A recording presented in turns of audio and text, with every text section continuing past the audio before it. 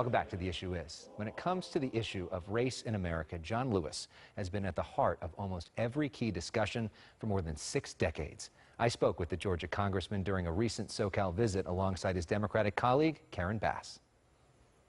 There are forces trying to take us back to another time and another place. Democratic Congressman John Lewis talks racism and activism in South LA. But we didn't give up.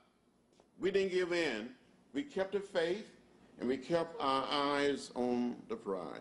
We spoke exclusively with the civil rights icon during his recent tour of the Community Coalition, a local group focused on activism.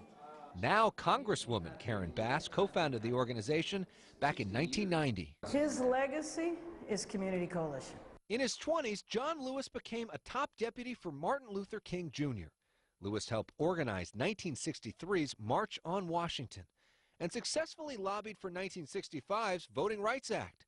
During multiple decades in Congress, Lewis celebrated the election of America's first African-American president and publicly criticized President Donald Trump's rhetoric when it comes to race. Where do you see the state of race in America right now? As a nation and as a people, we made progress. We come a distance, but we still have a great distance to go. The scars and stain of racism are still deeply embedded in the American society. We have a lot of work to do. I think we have taken some definite steps back, but let me tell you what completely inspires me.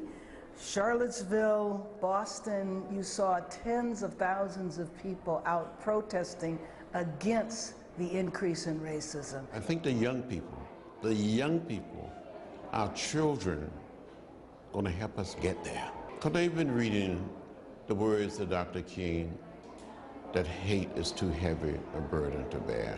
What do you think Dr. King would think of this particular moment in history? Dr. King would say, be brave, be courageous, be bold, stand up, and speak out, and help redeem the soul of America. Over decades of nonviolent protests, Lewis has been arrested 45 times. In 1965, he was viciously beaten while crossing the Edmund Pettus Bridge in Selma, Alabama. Lewis's story portrayed in the Oscar-winning film Selma. What gives you the strength when you're being attacked, when people are throwing stuff at you, when people are calling you names? We studied.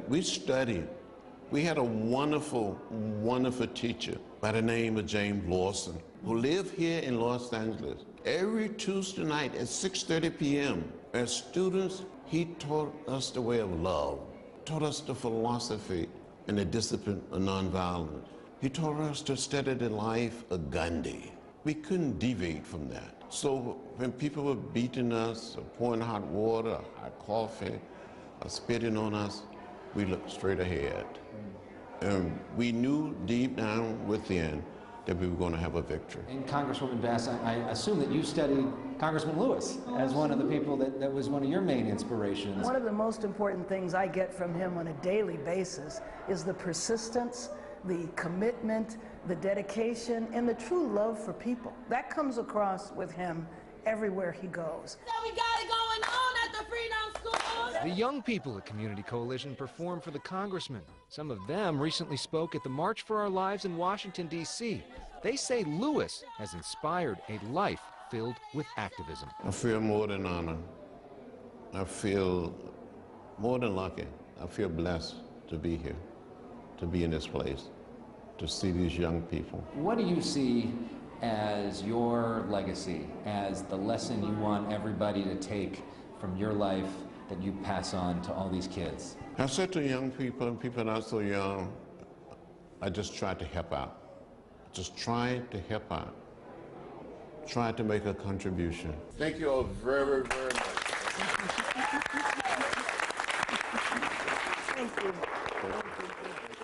And what a contribution he's made. Our thanks to Representatives John Lewis and Karen Bass and the folks at the Community Coalition. And since Lewis has spent his life fighting for the right to vote, it's a good time to remind you that some vote-by-mail ballots are already arriving for the California primary election in June. The deadline to register to vote is May 21st, and Election Day is June 5th. And speaking of that election, up next we're going to talk about that election with our panel. There they are. Hi, guys. We've got Seema Mehta, Howard Bragman, KFI's Tim Conway Jr. They're in the green room right now. They join us live next.